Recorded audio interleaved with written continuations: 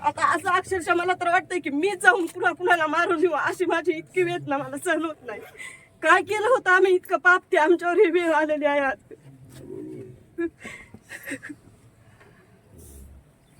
मला डायरेक्ट मला शासनाने सांगावं मी जाऊन त्याला सगळ्यांना मारून येईन इतकी माझ्यात हिंमत वाटायली आता मला.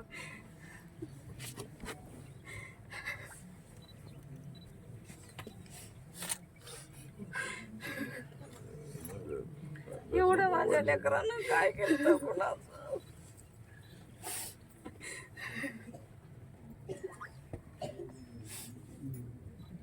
माझं लेकरू गुन्हा होतं.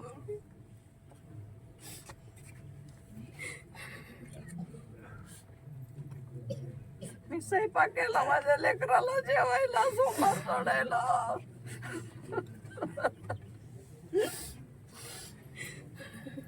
फोन केला मी. जगात सध्या माझ्या देवासारखा माणूस कुठे सध्या भेटणार नाही असला. देव सध्या एखाद्या वेळेस आयघाई करेल पण माझ्या माणसानं काही सध्या आयघाई केली नाही. फक्त 5 रिंग वाजल्या म्हणलं दादा फोन उचलेत नाही दादालाच बघायलो गाई. वाटलं इकडं तिकडं गेला असं कुठं तरी केस म्हणजे असलं कशाला माहित आहे.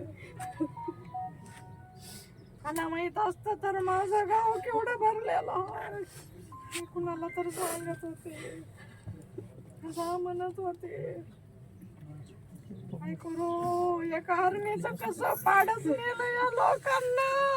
त्यांना काय होईल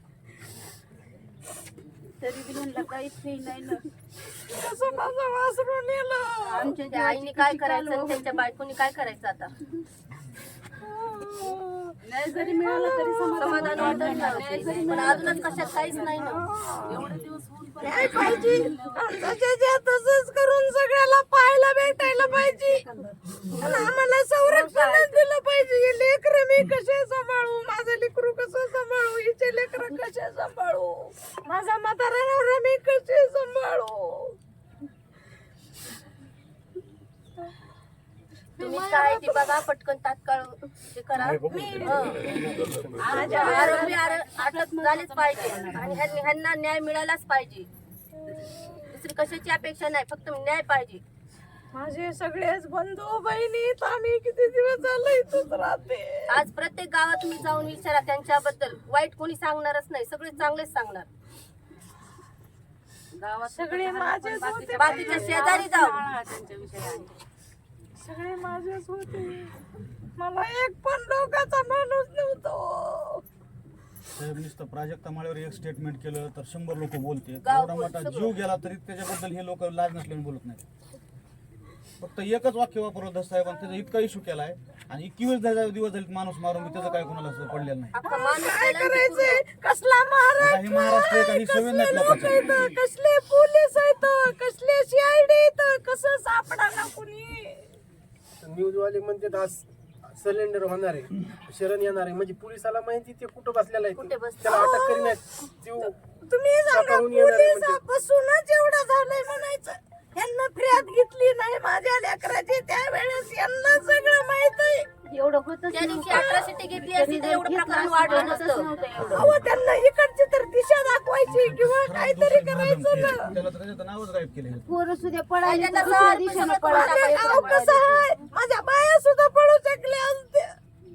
माणसं तर पळतं. साहेब आम्हाला एक दिशा दाखवली म्हणजे त्याचं झालं इकडल्या बाजूला आम्हाला इकडे जीवाची वाडी गाव आहे इकडे पळायला लावलं त्या मोटरसायकल त्याला हुडकीत होत्या. पोलीस स्टेशन आम्हाला इकडे पाठवलं सगळ्याला आणि इकडे कार्यक्रम केला. पोलीस स्टेशनच होत तेवढं नको का करायचं केचं पोलीस स्टेशन. सगळ्यात अगोदर पोलीसची गाडी तिथे गेली म्हणून मुख्यमंत्र्यांना सांगितलं म्हणजे त्यांना अगोदरच माहित होतं काय करायचं. पोलीस स्टेशन काय करायचं. त्यांना सगळ्या पोलिसाला सहकार्य केलं. त्याच्या सगळ्या ओळखीचे अर्धे माझ्या ओळखीचे का त्यांना उपयोग केला. पोलीस स्टेशनच पॅक केल्यामुळे सगळं प्रकरण घडलं असतं व्यवस्थित. तर डिपार्टमेंट काय केस तालुका काय तालुक्याचे पोलीस काय कोण काय त्यांचा पाहिजे आहे. मला बोलायला कळायलंय का आता.